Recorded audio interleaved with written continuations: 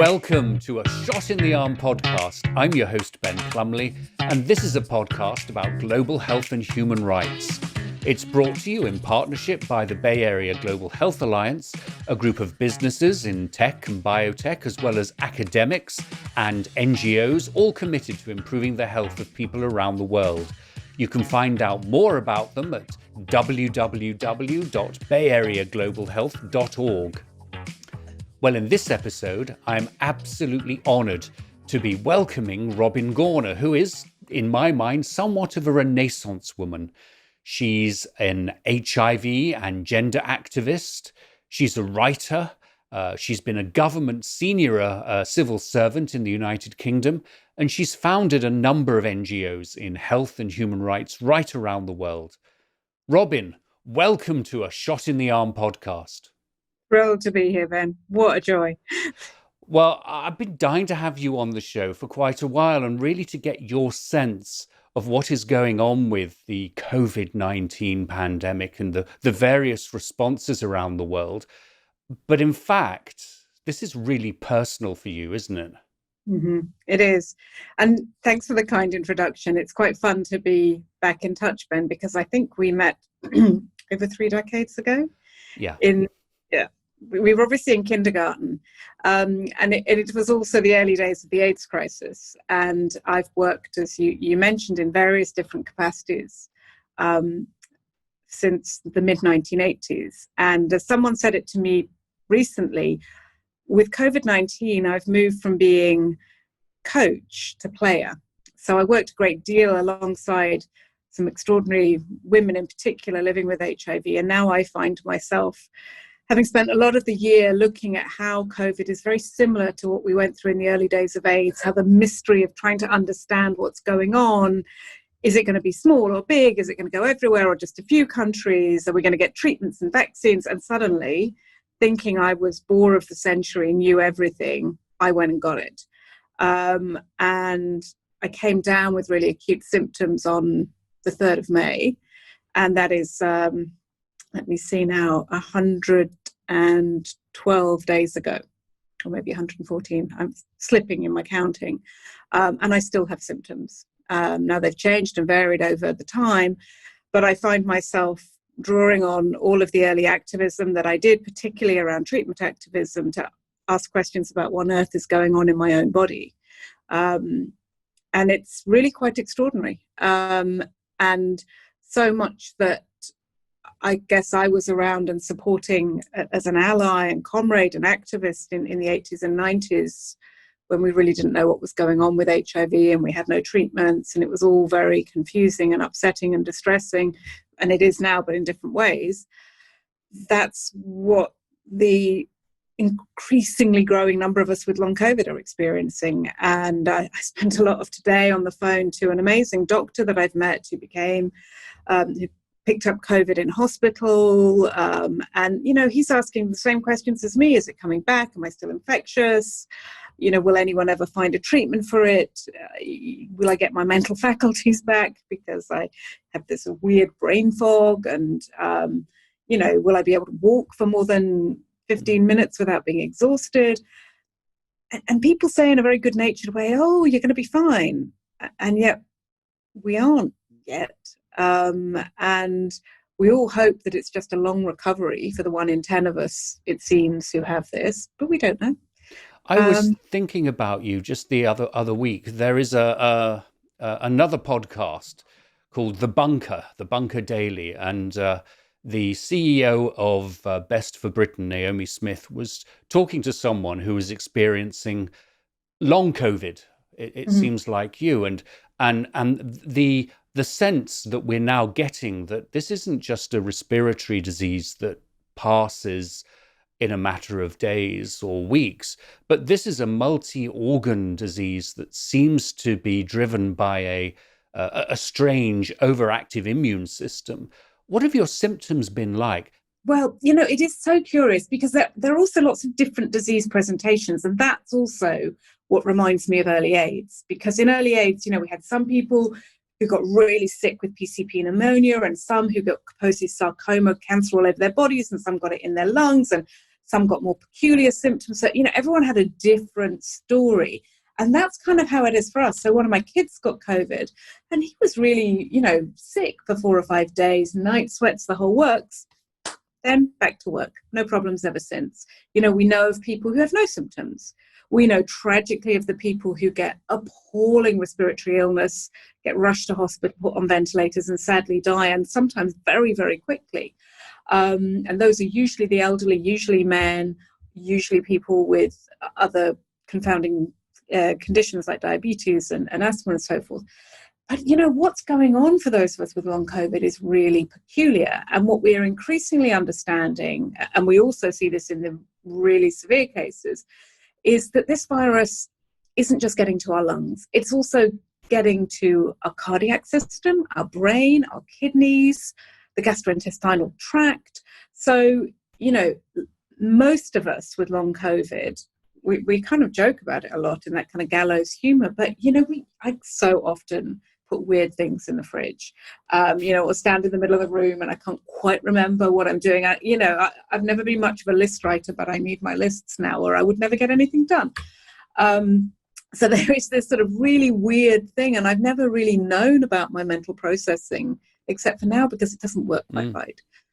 One of the other things that I think has been very interesting about the way you have responded to COVID, and perhaps that's because of your background as an AIDS and gender activist, although somewhere I read that someone called you a venerable or a veteran activist, which I thought I wouldn't try that one with you. But you chose to come out, and you picked the Maverick Citizen, both in terms of an article and indeed their podcast, to come out about your status.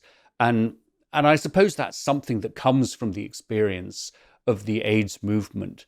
But what is it that you're trying to change by coming out so directly about your own experience with long COVID? Yeah. It's been quite a difficult journey coming out about it, to be honest. And I've been surprised by how difficult it is and quite humbled, having spent so much of my life alongside people with HIV who've done that about their own conditions. And I don't want to overstress it. There clearly are very big differences between HIV and COVID. But I felt that it was hugely important for a few reasons. For a start, it was quite ironic because I'd been writing for the Maverick for 2 or 3 months about COVID before I got it. And I felt it would have been dishonest to have spent so much time, in essence, sort of educating and talking and trying to encourage South Africans not to get COVID, because our response has been so lamentable in the UK. I really hoped that other countries could learn from our tremendous failings. It's also, to me, really important because there is this binary in the public imagination. You either have mild asymptomatic COVID or you die of it. And I think it's really important that people understand that, yeah, it's true that if you're under 50, it's pretty unlikely you're going to die of it. But frankly, I wouldn't wish this on anyone. This is no fun. I can no longer drink alcohol. For me, that's... Oh, my God. I know, it's really challenging. But my life is genuinely completely changed and limited. And I want people to understand this is no joke. It's no picnic. And it's highly infectious. So we need to be really smart to protect ourselves and to protect others. I also feel that from an HIV perspective, I learned so much from those trailblazing, usually gay men who fought so hard for treatment. And I'm thrilled that there's so much attention to vaccines. Brilliant. I want us to get some treatments and diagnostics that work for the hundreds of thousands of us who are going to live with this thing in our bodies. I don't know whether it's for a year. I don't know whether it's for a lifetime. Yeah. Who knows? But I want to find out.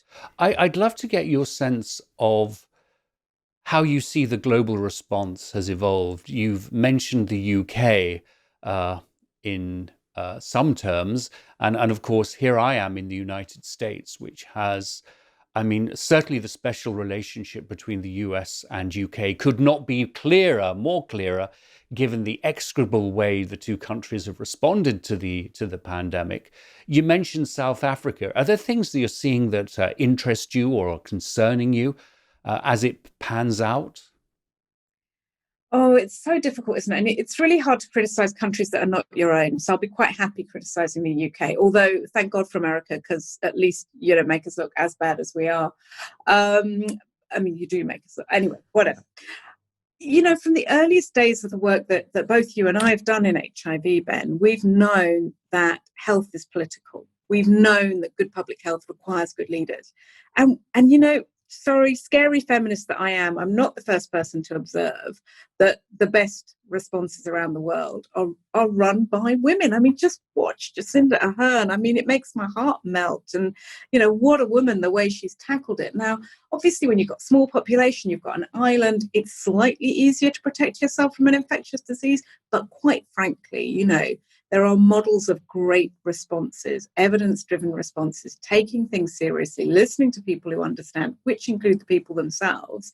And then there are the models that we see by blundering male political leaders who refuse to listen to anyone except for their voices in their own heads. And I mean, it is an absolute tragedy.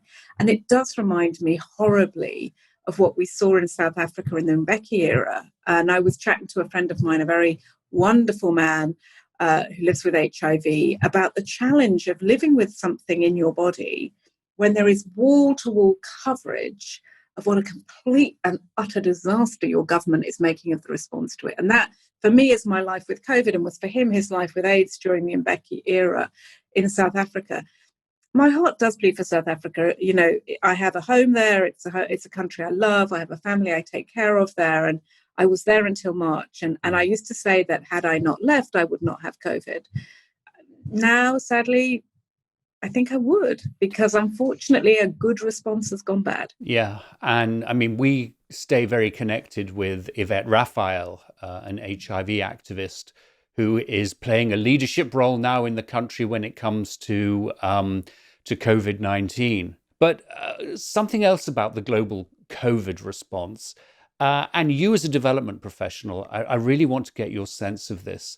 We have seen terrific, in a bad way, terrific rates of infections in countries that have spent the last 30 years telling other countries how to respond to pandemics. And while we still have urgent needs across Africa, particularly South Africa, do you get the sense that that there's been a bit of hubris and that we ought to be showing a bit of humility, and perhaps there are things that we can learn from other countries? I mean, Southeast Asia, Vietnam immediately comes to mind, but looking at the Nigerian response. When I was first sick, the British answer to being unwell with COVID is stay at home and do nothing and just sweat it out. Oh, and if you think you're about to die, you can phone an ambulance. Now, I tried to get health services in the UK, and for various personal reasons, I've moved city. It was incredibly difficult. And when I finally got through to someone, they just said, oh, stay at home and ring an ambulance if you can't breathe. And because of something posted on Facebook, I was taken care of by 4 doctors around the world. One from South Africa, one from LA, wasn't particularly professionally involved, but the doctor in South Africa and the doctor in Malaysia were centrally involved in their responses. And my goodness, they knew what they were doing. Once I started to recover, there was no information in the UK, absolutely none. But all of it was provided to me by the woman who took care of me, who led the national response in Malaysia. And I recently passed on her advice to a fellow AIDS activist who was recently diagnosed in Vienna. Her case is absolutely atrocious. Basically, she was outed by the newspaper, who spoke about her place of work, who spoke about completely identifying information. Now, happily, she's had a very mild disease course, but the appalling stigma around that, the way she was treated by her fellow community, but also the lack of support. And frankly, across Europe, those of us living with COVID get no support from our medical services. And yet in Asia, they do. In South Africa, one of the things they do, which I think is spot on, and we've only just started to adapt our response to here in the UK, is to localize the response. And, we all know epidemics are political, but they're also local. They're geographically spatial. And we've done none of that in the UK until now. And that's where South Africa was doing so well. So, also, there's no question, Asia got this right. And what's so offensive in the UK discourse around this is when you say that, people go, oh, they are, they're a bit commie, aren't they? So that's why they got it right, because they're really dictatorial. Well, look at us. Well, precisely. Freedom in a disaster. Turning to therapeutics and vaccines, and you touched on this right at the start. One of the things that you and I always used to joke about at the International AIDS conferences was, AIDS vaccines only 10 years away. And every AIDS conference, we would hear the same message. And I suppose my first question to you, before we talk about the balance of therapeutics and vaccines, is how confident do you feel about the enthusiasm that politically we all seem to have for a vaccine that's going to come round the corner? Well, the Russian one's already available, but that's just going to come round the corner next year and clear everything up. It's so upsetting, isn't it? I mean, it's dreadful on so many levels, in that I was never a believer in the magic bullet HIV vaccine. I mean, like everyone, I was a hoper. Of course, we would like that. Now, I'm not a scientist, but my understanding is that a coronavirus is easier to vaccinate against than a retrovirus. We've had complicated news today in that there was a case in Hong Kong which appears to be reinfection rather than long COVID. Now, it's going to take a while to re-understand whether that genuinely is a case of reinfection. But everything I've seen suggests that, imminent reinfection is not likely, but over a year or two it is possible. This creates huge questions about mounting an immune response through a vaccine. But let's assume that technically it's possible to get a vaccine. And, I'm not qualified to answer that question. But as you say, HIV vaccine is always an extra decade on the horizon. Even when we have it, what's going to happen? Countries are going to buy up the whole stock. We've seen some pretty obnoxious behavior like that already. The prices are going to be too high for most countries, but also you can't get a vaccine scaled up quickly, and you certainly can't unless you deal with people's attitudes. And if we look at what's going on with polio, and you see the anti-vaxxers in Nigeria, in Northern Australia, around the world, we have very, very few vaccine preventable diseases that have been eradicated, and that's because human beings are weird.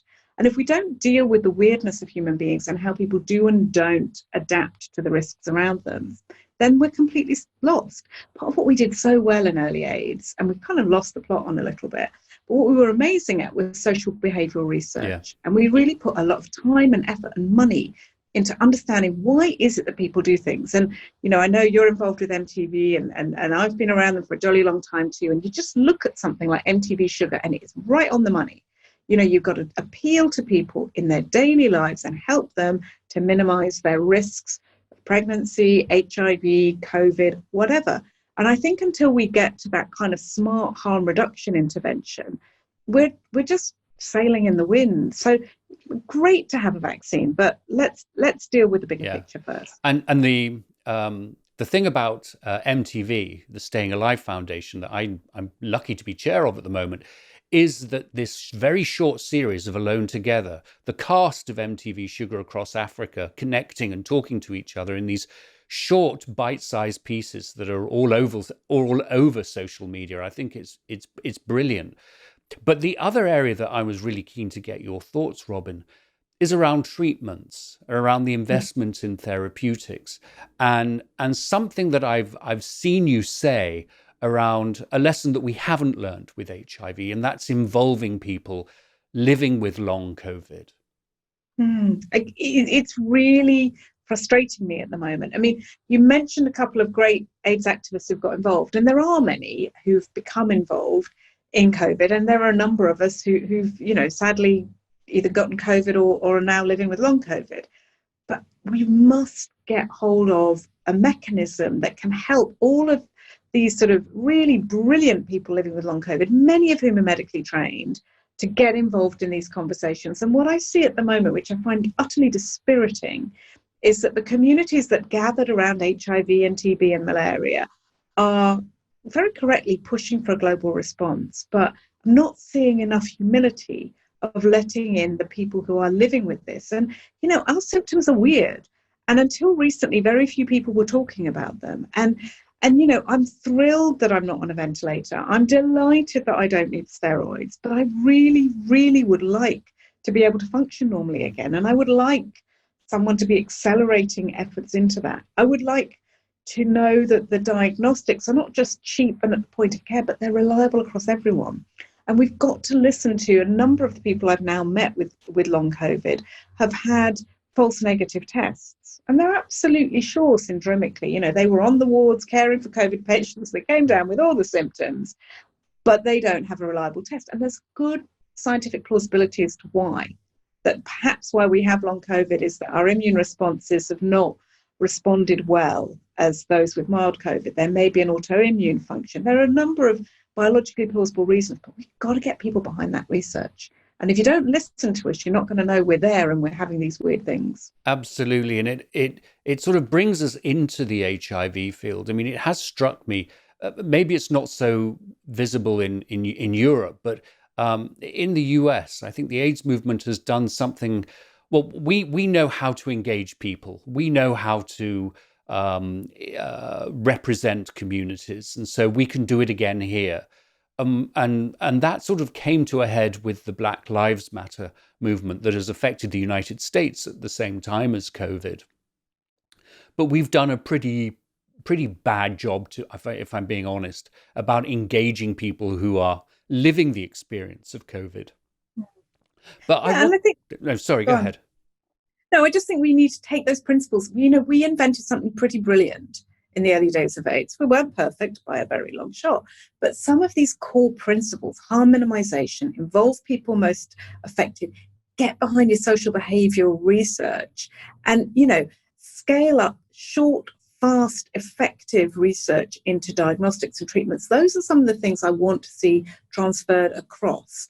And also tackle stigma and discrimination. People don't believe me when I say that, that there is stigma and discrimination, but I can, go out with my mask on, stand a good 2 meters away from anyone and say, oh, I've had COVID or I have long COVID, and they will jump a mile. And they're all standing there hugging each other, not wearing a mask, not washing their hands. And you go, you're frightened of me, and I'm probably the least risky person to you in this street.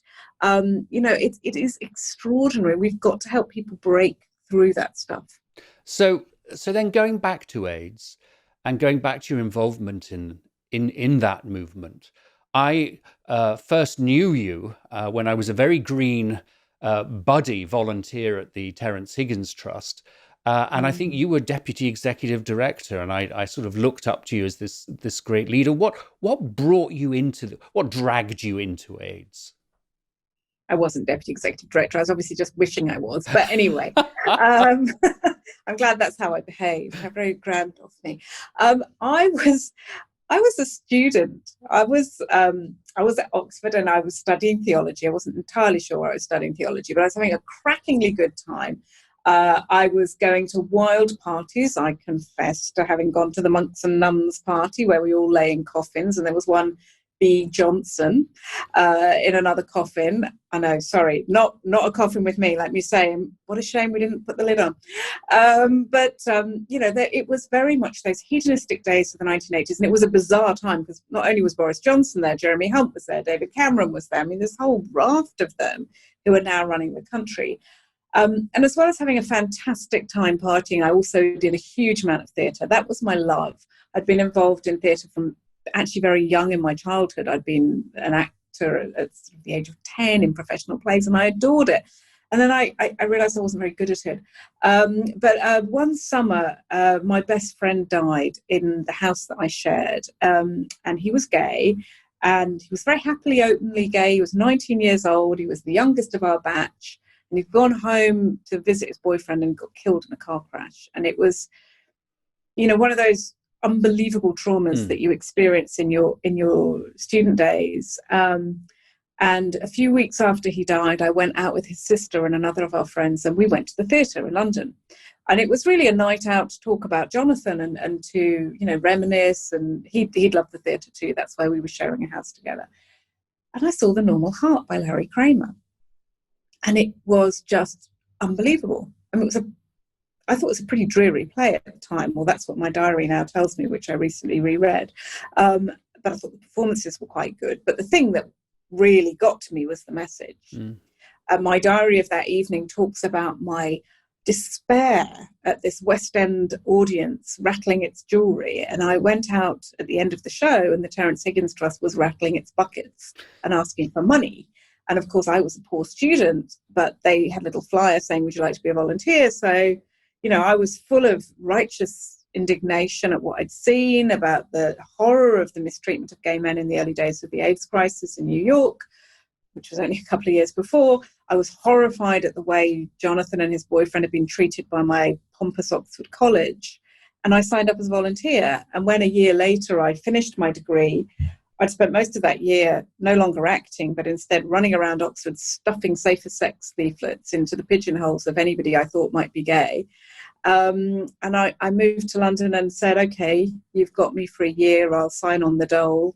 Use me. And one of the things I did was look after the buddies, which is why you tripped across me, you poor soul. Yes. Well, I remember the northwest quadrant of London being assigned to, very early on, a Ugandan family, a mother and two kids. And I forget the volunteer coordinator who reported to you, but I do remember her saying, Ben, dear, this is not working for her and it's not going to work for you. But that's sort of what got me into it. But both you and I evolved our career in HIV into the global response. And I am so really interested to know what made you go global. Made me go global. Some of it was an accident.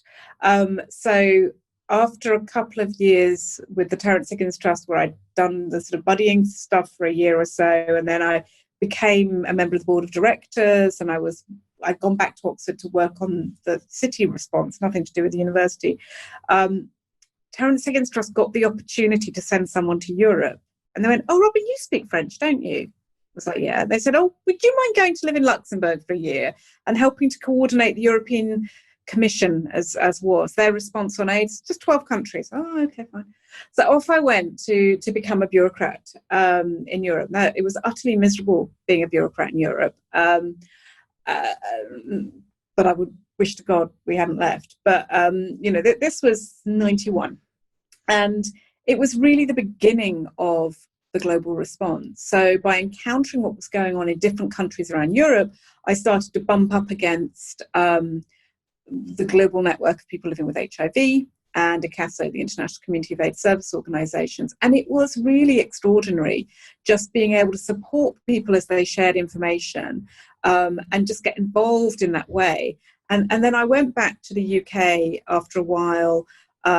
I spent a little bit of time working for Jonathan Mann, who was the most phenomenal human, who set up the Health and Human Rights Centre at Harvard University after he left WHO. And at WHO, he had set up the global program on AIDS and basically left after a big spat with the head of WHO was utterly corrupt.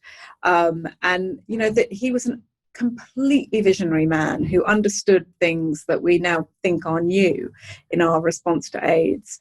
And it was just this extraordinary education. But the other thing that was fundamental for me was watching women becoming involved and not having their needs met. And there I was, this scary feminist who tripped her way into the AIDS movement a bit unexpectedly through the theatre, discovering that there were women all over the world who were not getting their needs met.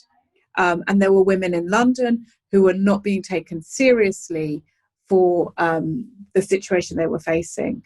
And it just became hugely important to me, and it felt personal, but not personal like this stuff is now.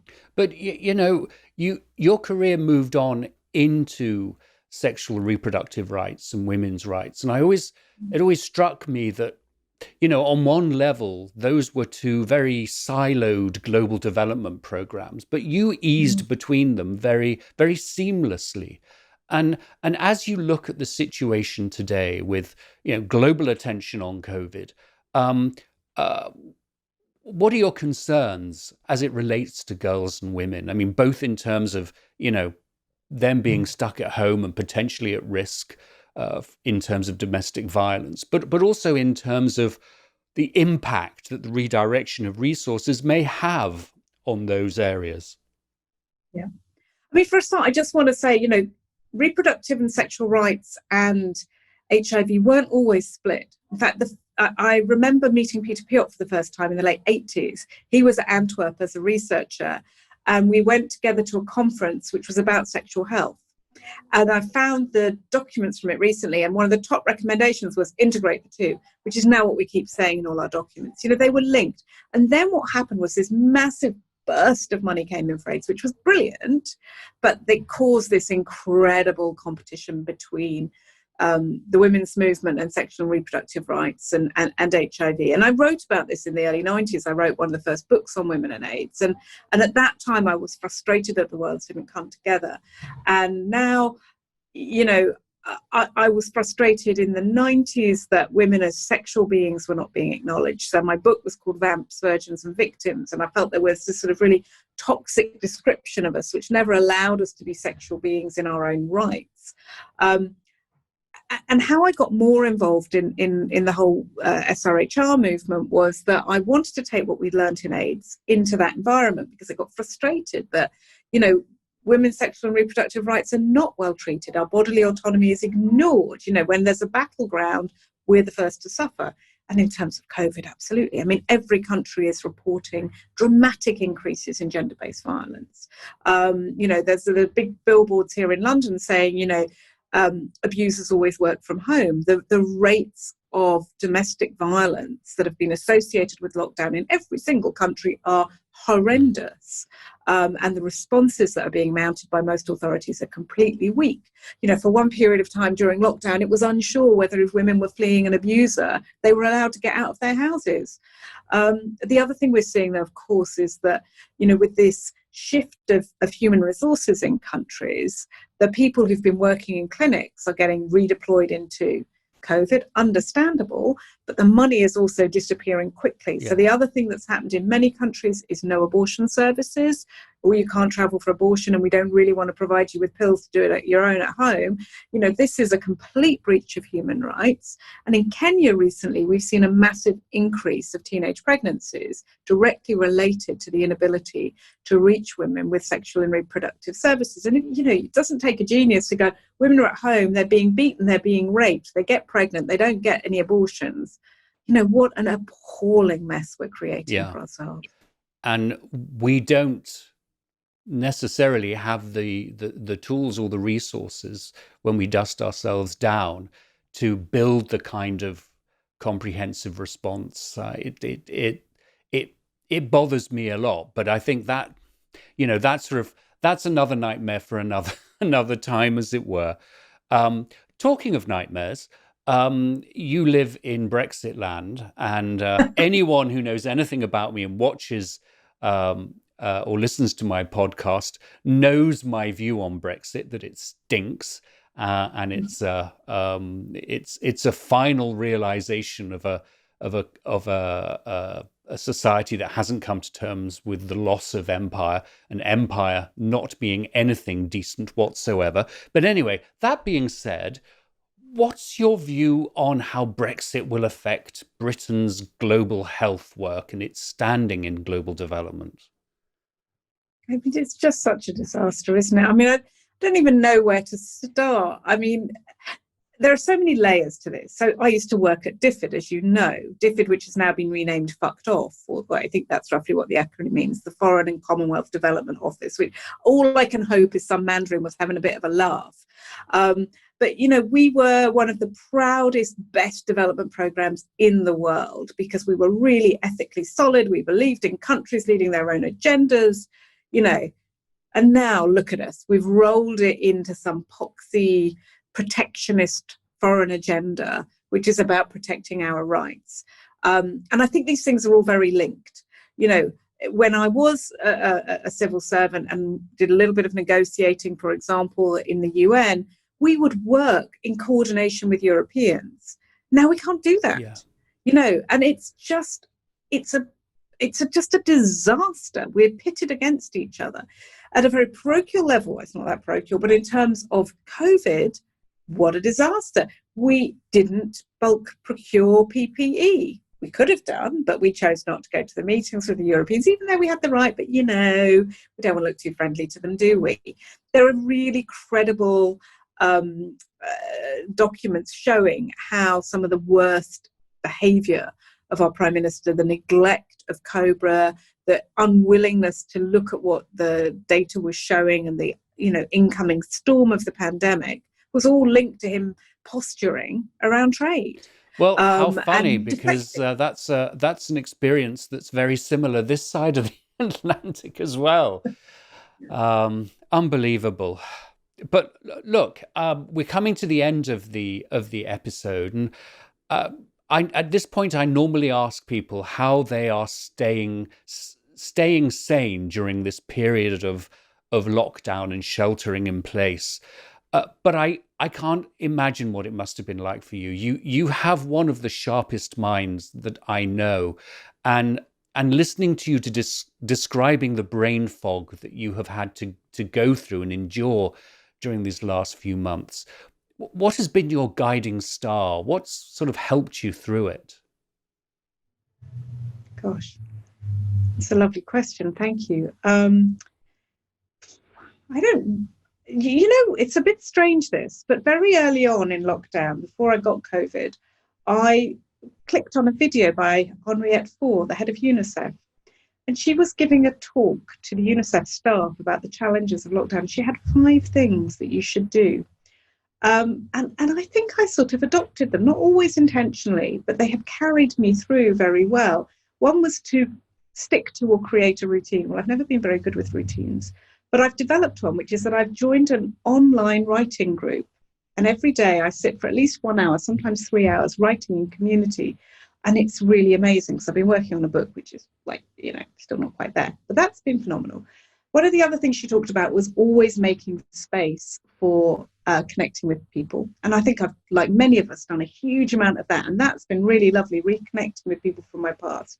The third thing she said was to have fun. And for a while, I carried on pretending I was learning to play the cello. I've slightly given that up, but I think I have made myself have fun every day in some small way. And one of the ways in which I track that is that I keep a gratitude diary, which sounds really new age, but friends of mine who are therapists tell me it's actually been researched to be proven that it keeps people in a great mental space. And, even in the bleakest days, being able and pushing myself to reflect on at least 3 things I'm grateful for, small things and big things. And, human kindness is a wonderful thing, and there is a lot of it out there if you just allow yourself to find it.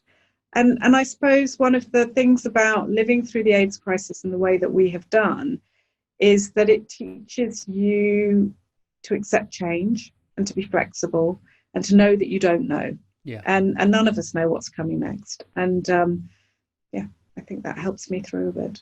I think that acceptance that we don't know is possibly the biggest gift the AIDS movement can give society now, but you still make it through. You still get there in the end.